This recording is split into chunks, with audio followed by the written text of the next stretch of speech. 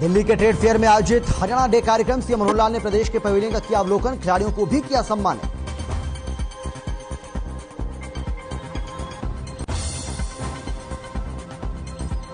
Trade fair में मुख्यमंत्री मनोहर लाल का दिखा अलग अंदाज, सीएम ने चलाई गाड़ी, खुद आजमाए गोल्फ कोर्स पर हाथ।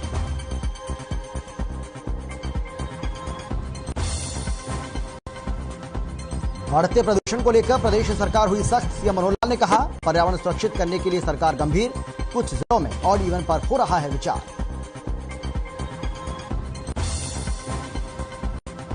बिजली मंत्री रणजीत चौटाला का बड़ा बयान, रडार पर है बिजली विभाग के 150 से ज्यादा कर्मचारी, 15 को कर सकते हैं टर्मिनेट।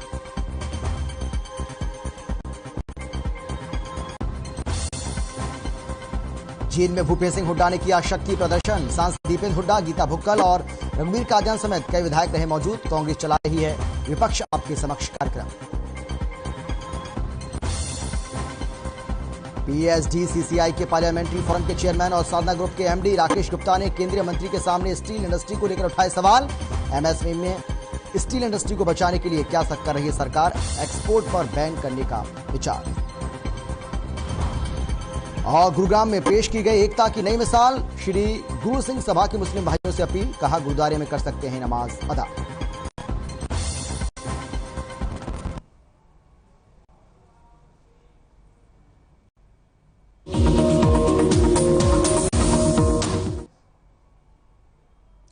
नमस्कार, आप देख रहे हैं हर खबर हरियाणा और आपके साथ में हूं अमित शर्मा। और बुलेटिन में सबसे पहले बात करेंगे मुख्यमंत्री मनोहर लाल की। आज दिल्ली पहुंचे और ट्रेड फेयर में उन्होंने शिरकत की, क्योंकि आपको बता दें कि ट्रेड फेयर में आज हरियाणा डे मनाया गया और उस वक्त की तस्वीर आपको हम दिखा रहे हैं। आज एक अलग अंदाज, अनोखा अंदाज मुख्यमंत्री का यहां पर देखने को मिला। आज उन्होंने खुद देख सकते हैं आप किस तरीके से इस गाड़ी को राइड किया, इस गाड़ी को चलाया और आसपास उनकी भारी सुरक्षा यहां पर आपको नजर आ रही है। आपको बता दें कि दिल्ली में आयोजित ट्रेड फेयर में हरियाणा डे कार्यक्रम में मुख्यमंत्री मनोहर लाल आज शिरकत करने के लिए पहुंचे थे और उस वक्त की ये तस्वीरें आपको हम दिखा रहे हैं, जहां कार्यक्रम में मुख्यमंत्री मनोहर लाल ने पदक विजेताओं को सम्मानित भी किया, जिसमें आपको बता दें कि ओलंपिक पदक विजेता यहां पर पहुंचे थे। रवि दहिया समेत तमाम जो बड़े खिलाड़ी हैं वो पहुंचे और मुख्यमंत्री ने उनका यहां पर सम्मान किया। इंटरनेशनल ट्रेड फेयर में मुख्यमंत्री मनोहर लाल ने कहा कि हम लाल डोरा को खत्म करेंगे। हरियाणा के लोगों ने बहुत मेहनत की है, हर क्षेत्र को आगे लेकर हम चल रहे हैं। साथ ही प्रदेश में विकास की कई योजना लेकर हम आए और विकास के लिए हम लगातार प्रयास भी कर रहे हैं। और सबका साथ सबका विकास, ये जो मूल मंत्र है हमारा, जिसमें बाद में सबका प्रयास भी जोड़ा गया, सबका विश्वास भी जोड़ा गया, उसको लेकर लगातार हमारी सरकार आगे बढ़ रही है।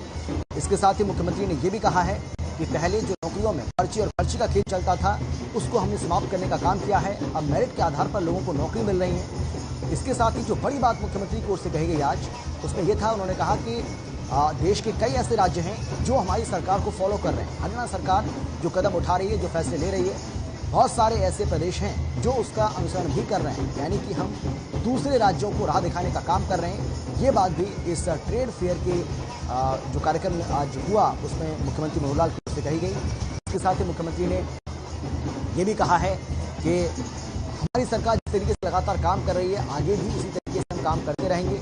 हमारी सरकार ट्रांसपेरेंसी पर बहुत ज़्यादा यकीन करती है, भरोसा करती है और इसीलिए सरकार की तारीफ खुद प्रधानमंत्री नरेंद्र मोदी भी कर चुके हैं। इसके अलावा इस कार्यक्रम के दौरान कई रंगारंग जो प्रस्तुतियां हैं वो भी देखने को मिली। मुख्यमंत्री का जो अलग अंदाज है वो तो हम आपको दिखाई रहे हैं, तस्वीरें आप यहाँ पर देख ही रहे हैं। ट्रेड फेयर में आज शिरकत करने के लिए वो पहुंचे थे, क्योंकि यहाँ पर हरियाणा डे मनाया गया और इस कार्यक्रम में शिरकत करने के लिए मुख्यमंत्री यहाँ पर पहुंचे, जो कि इस कार्यक्रम के मुख्य अतिथि भी वो थे। अपने संबोधन में उन्होंने कई बातें कही जिसका जिक्र हम पहले कर चुके हैं और हरियाणा के लोगों की भी उन्होंने तारीफ की है कि हरियाणा के जो लोग हैं वो बहुत ज़्यादा मेहनती हैं और उनकी जो मेहनत है वो हमें देखने को भी मिलती है। और यही वजह है कि हरियाणा दूसरे प्रदेशों को राह दिखाने का काम कर रहा है। तो मुख्यमंत्री की ओर से बड़ी बातें आज इस ट्रेड फेयर के खास मौके पर हरियाणा डे आज ट्रेड फेयर में मनाया गया। आपको हम बता दें कि 14 नवंबर को ये ट्रेड फेयर शुरू हुआ, जो कि 27 नवंबर तक चलने वाला है। हरियाणा 1966 में बना और 66 में जब बना तो उस समय देश और दुनिया के ये लोग कहते थे कि इन्होंने हरियाणा प्रदेश बनवा तो लिया, लेकिन क्या अपने जो सरकारी प्रशासन अमला जो है, सरकारी कर्मचारी हैं, उनको ये सैलरी भी दे पाएंगे क्या? ये बहुत बड़ा क्वेश्चन मार्क उस समय लगा था, क्योंकि नए प्रदेश और इस क्षेत्र का जो पिछड़ापन था, जिसके कारण से हरियाणा के लोगों ने आंदोलन करके हरियाणा प्रदेश बनवाया था, कोई उद्योग नहीं था। आज के प्रकार से जैसे हमारा कृषि का एक विकसित स्वरूप है, ये नहीं था। हरियाणा में तो स्थिति ये थी, सूखा पड़ा हुआ था। हरियाणा की जनता को भी पेट भरने के लिए अनाज उस समय शायद ही पैदा होता होगा। पानी का बहुत संकट था, इंफ्रास्ट्रक्चर ना के बराबर था, उद्योग नहीं थे। हाँ, हमारे यहाँ के मेहनती लोग, चाहे वो किसान हो, मजदूर हो, या कोई एंटरप्रेन्योरशिप करने का उसको अवसर मिले तो वो व्यक्ति हो, फिर यहाँ की मिट्टी, इस मिट्टी में जो जज्बा खेल का भरा हुआ था, वो हमें विरासत में मिला। हमने ट्रांसफर पॉलिसी, जो एक उद्योग होता था, उसको समाप्त किया कि अब उद्योग नहीं चलेगा। ये इसमें ट्रांसपेरेंसी लाएंगे, ऑनलाइन ट्रांसफर पॉलिसी ये हमने बनाई। सबसे पहले उसमें जो लाभार्थी थे वो अध्यापक थे। 83,000 अध्यापक हमारे हरियाणा में हैं, और जब सर्वे हुआ उस पॉलिसी को लागू होने के बाद 93% ऑफ देम वो संतुष्ट हुए। उनका ये बहुत बढ़िया हो गया, अब हमको किसी के चक्कर नहीं काटने पड़ते कि मेरा ट्रांसफर यहां से वहां करा दो। जो उनकी सीनियरिटी है उस हिसाब से अपने आप अप्लाई करने के बाद और उनका ट्रांसफर हो जाता है। नौकरियां ये बिकती थी, पर्चियां चलती थी, नेताओं के इर्द गिर्द घूम करके, और लोग नौकरियां प्राप्त करते थे। हमने कहा नहीं, इसका पैमाना होगा योग्यता, मिशन मेरिट को रख करके कि जो ज्यादा अच्छा पढ़ा लिखा है, जिसकी मेरिट बनती है, नौकरी पहले उसको मिलेगी। हाँ, बेरोजगार किसी को नहीं छोड़ेंगे, जिसकी कम मेरिट होगी उसको भी तरह तरह के अवसर पैदा कराएंगे, उनको भी नौकरी देंगे। हमने परिवार पहचान पत्र लागू किया।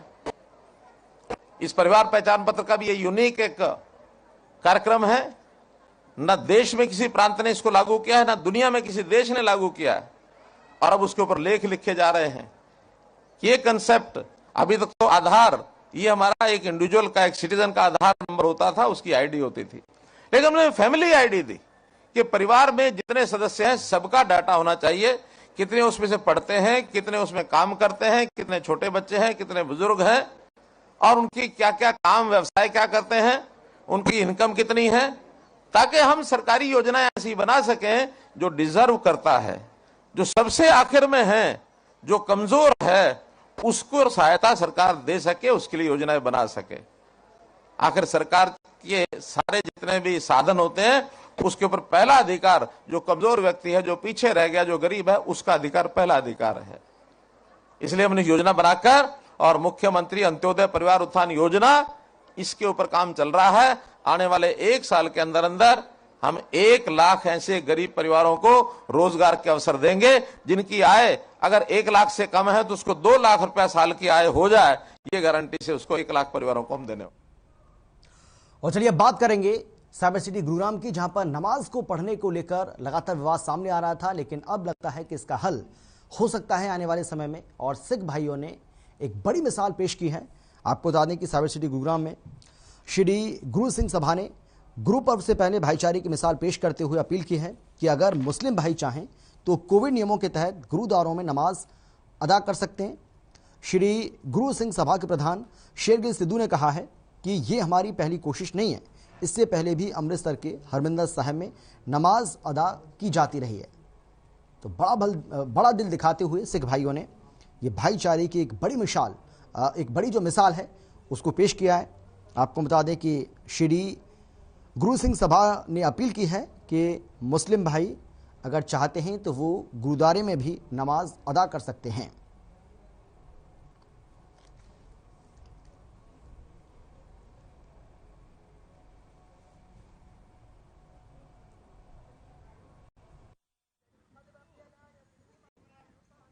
अगर हम उनको इजाजत देंगे तो सोशल डिस्टेंस मेंटेन रखेंगे, हमें कोई इतराज नहीं। देखो, हमारे श्री दरबार साहब जो अमृतसर में, जिसको लोग स्वर्ण मंदिर कहते हैं, उसका एक्चुअली नाम श्री दरबार साहब है। वहां पे भी लोग नमाज पढ़ते हैं। मैं ऐसे एक छोटा सवाल पूछता, अगर कोई मंदिर में पूजा करने जाए, कोई नमाज पढ़ने जाए, उसको भगा थोड़ी सकते हैं वहां से? ये जगह इबादत के लिए बनी है, इबादत कोई भी कर सकता है। तो मैंने उसको फोन किया कि मैंने कहा भाई आपको ऐसे ऐसे ये क्या हो रहा है कि नमाज की क्या प्रॉब्लम हो रही है। तो उसने बोला भैया ऐसे ऐसे प्रॉब्लम हो रही है कि हमको थोड़ी सी पढ़ने नहीं दे रहे या जो भी अलाउड नहीं कर रहे हो। तो मैंने उनको पूछा कि भैया आपको कितने कितने लोग होते हैं आप लोग। बोला हम 10 12 15 लोग होते हैं। तो मैंने उनको बोला कि आप लोगों को नमाज पढ़नी है तो मेरा घर है, आप मेरे घर पे आके, मेरी एक प्रेमिसेस है खाली पड़ी हुई एक मेरी जगह, मैंने कहा आप लोग यहाँ आके पढ़ लो, मेरे को कोई प्रॉब्लम नहीं है कि आप लोग भाई भगवान का ही तो नाम ले रहे हैं, आधा घंटे के लिए चाहिए उनको। उन्होंने मेरे को बोला कि आप हमसे कुछ रेंट ले लो। मैंने कहा यार मेरे को कोई रेंट वेंट के लिए नहीं देना है, आप लोगों को पूजा करनी है, भगवान का नाम लेना है, किसी भी गॉड का नाम लेना है तो आप लोग फ्री हो, आप कर। और चलिए अब एक छोटे से ब्रेक के लिए हम रुक रहे हैं। ब्रेक के बाद 90 हल्के।